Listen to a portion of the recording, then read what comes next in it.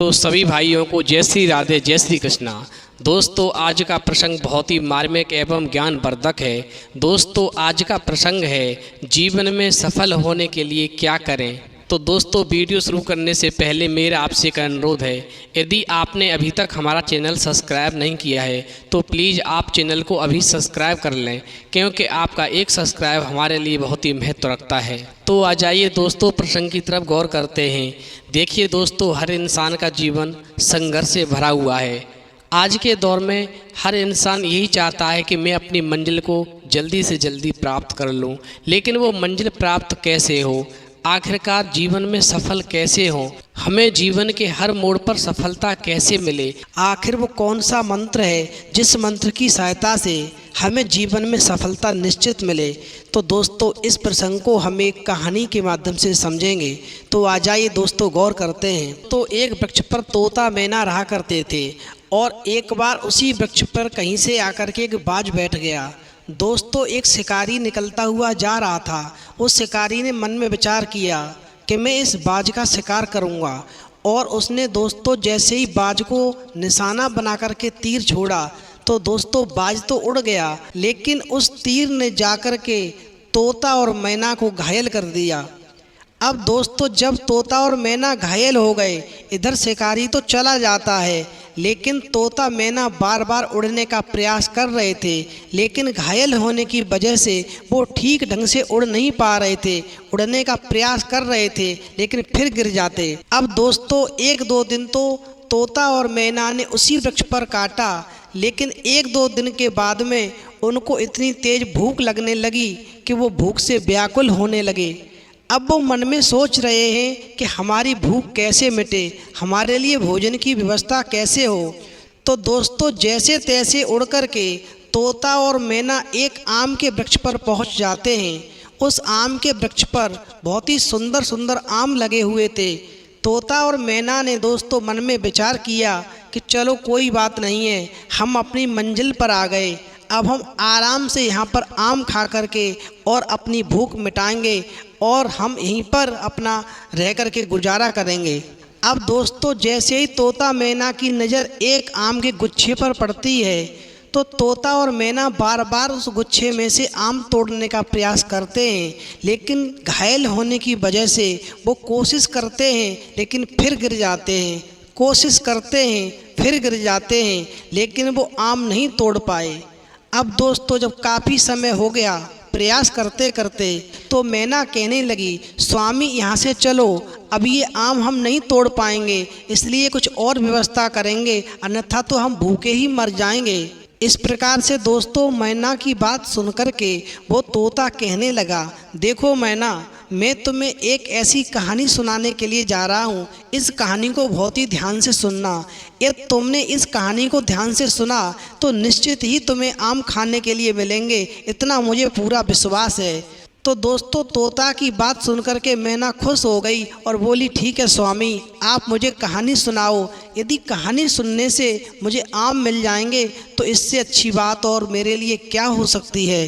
अब दोस्तों, तोता कहने लगा, देखो मैना, एक समय की बात है, एक राज्य में एक प्रतापी राजा राज करता था। एक दिन उसके दरबार में एक विदेशी मेहमान आया और उस विदेशी मेहमान ने उस राजा को एक सुंदर सा पत्थर उपहार रूप में भेंट किया। मैना, वो राजा उस पत्थर को देख करके बहुत ही प्रसन्न हुआ और उसने मन में विचार किया कि मैं इस पत्थर के अंदर एक भगवान विष्णु की प्रतिमा का निर्माण कराऊंगा, और फिर जब निर्माण का कार्य पूरा हो जाएगा तो मैं राज्य के अंदर एक सुंदर सा मंदिर बनवा करके और उस प्रतिमा की स्थापना करवाऊंगा।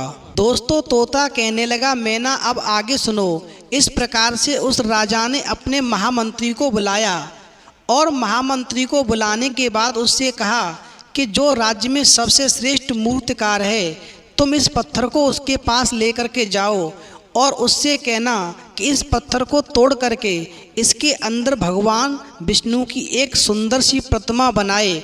जब वो प्रतिमा बना करके इस पत्थर को वापस राजमहल में भेजेगा तो मैं उसको 50 सोने की मुद्राएं भेंट करूंगा। दोस्तों, तोता कहने लगा, इस प्रकार से मैना, वो महामंत्री उस पत्थर को लेकर के एक मूर्तिकार के पास जाता है और उस मूर्तिकार से कहा कि राजा का आदेश है। दोस्तों तोता कहने लगा, मैना इस प्रकार से राजा की आज्ञा पाकर के वो महामंत्री उस पत्थर को ले जा करके एक मूर्तिकार के पास पहुंचा और उस मूर्तिकार से कहा, तुम इस पत्थर को तोड़ करके इसके अंदर भगवान विष्णु की प्रतिमा बना दो तो राजा तुम्हें 50 सोने की मुद्राएं भेंट करेंगे। तोता कहने लगा, मैना 50 सोने की मुद्राओं की बात सुनकर के वो मूर्तिकार एकदम से खुशी के मारे उछल गया। उसने विचार किया, आज तो मैं इस काम को करके और 50 सोने की मुद्राएं प्राप्त कर लूँगा। इस प्रकार मैना महामंत्री के जाने के बाद में उस मूर्तिकार ने प्रतिमा का निर्माण कार्य प्रारंभ करने के लिए अपने औजार निकाल लिए। मैना जब उसने अपने औजारों में से एक हथौड़ा निकाला और उसने उस पत्थर को तोड़ने का प्रयास किया। इस प्रकार मैना उस मूर्तिकार ने जब उस पत्थर को तोड़ने के लिए हथौड़े से प्रहार किया तो कई बार प्रहार किया, लेकिन वो पत्थर को नहीं तोड़ सका। अब वो अंत में आकर के थक गया और बैठ गया और वो कहने लगा, ये पत्थर अब कैसे भी नहीं टूटेगा। मैंने 50 से भी ज़्यादा प्रयास करके देख लिए, 50 से भी ज़्यादा प्रहार करके देख लिए, लेकिन ये किसी भी प्रकार से पत्थर टूटने का नाम नहीं ले रहा। तो उस मूर्तिकार ने मन में विचार किया कि मैं अंतिम एक बार और प्रयास करूँगा, टूटेगा तो ठीक है, नहीं तो राजा का पत्थर वापस कर दूँगा।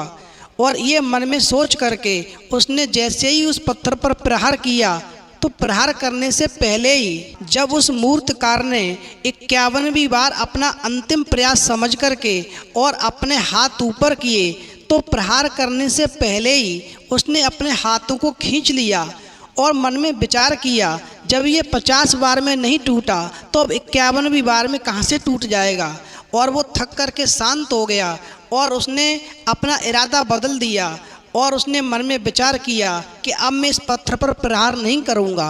अब दोस्तों तोता कहने लगा, मैना वो पत्थर महामंत्री ने वापस ले लिया क्योंकि राजा का आदेश था, तो राजा के आदेश का पालन उस महामंत्री को करना ही था। उस पत्थर के अंदर मूर्ति का निर्माण तो होना ही था। इस प्रकार मैना वो महामंत्री उस पत्थर को लेकर के एक दूसरे मूर्तिकार के पास जाता है। तोता कहने लगा, मैना उस दूसरे मूर्तिकार ने महामंत्री से वो पत्थर ले लिया और जैसे ही उस पत्थर पर अपने हथौड़े से प्रहार किया तो वो पत्थर एक ही बार में टूट गया और मूर्तिकार बहुत खुश हुआ।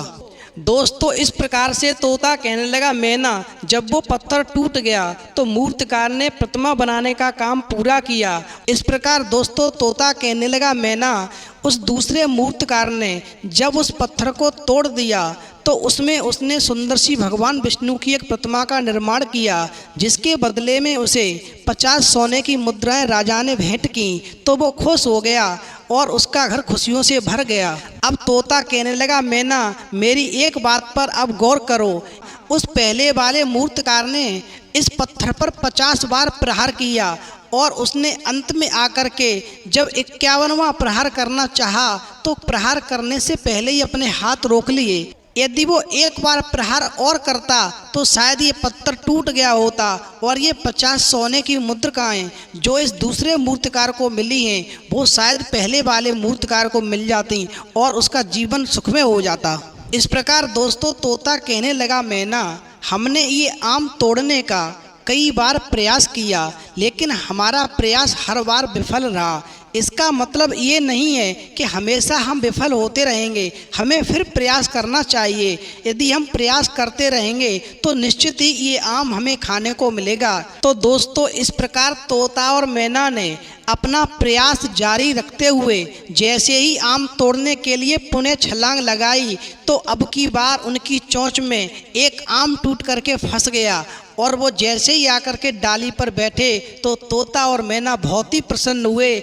और इस प्रकार से दोस्तों उन तोता और मैना ने फिर डाली पर बैठ कर के बड़े ही प्यार से दोनों ने उस आम को खाया और आम को खा कर के अपनी भूख मिटाई और फिर आराम से चैन की सांस ली। तो दोस्तों इस प्रसंग से हमें ये शिक्षा मिलती है कि हम भी अपने जीवन में कई बार ऐसी परिस्थितियों से गुजरते हैं कि हम किसी भी कार्य को करने से पूर्व एकदम से अपने आत्मविश्वास को डगमगा देते हैं और हम एक दो प्रयास करते हैं और फिर सोचने लगते हैं कि इस कार्य में सफलता नहीं मिलेगी और हम अपना आत्मविश्वास खो जाने की वजह से उस कार्य को करना बंद कर देते हैं। दोस्तों, एक बात ध्यान रखना, जब आप किसी कार्य को करने के लिए अंतिम प्रयास करने से पहले ही अपने हाथ खींच लेते हो तो हो सकता है कि वो आपका अंतिम प्रयास आपको आपकी सफलता तक पहुंचा दे, आपको आपकी मंजिल तक पहुंचा दे। इसलिए कभी भी आपको हिम्मत नहीं हारनी चाहिए और उस अंतिम प्रयास तक आपको प्रयास करते रहना चाहिए, क्योंकि निश्चित ही प्रयास करने से आप किसी न किसी बार सफल अवश्य होंगे। तो दोस्तों, यदि आपको हमारी वीडियो पसंद आई हो तो प्लीज़ आप हमारे चैनल को सब्सक्राइब करें, लाइक करें, कमेंट करें, शेयर करें, क्योंकि आपका एक सब्सक्राइब हमारे लिए बहुत ही महत्व रखता है। दोस्तों, इस वीडियो में इतना ही, फिर मिलेंगे एक नई वीडियो में नए प्रसंग के साथ। तब तक के लिए जय श्री राधे, जय श्री कृष्णा।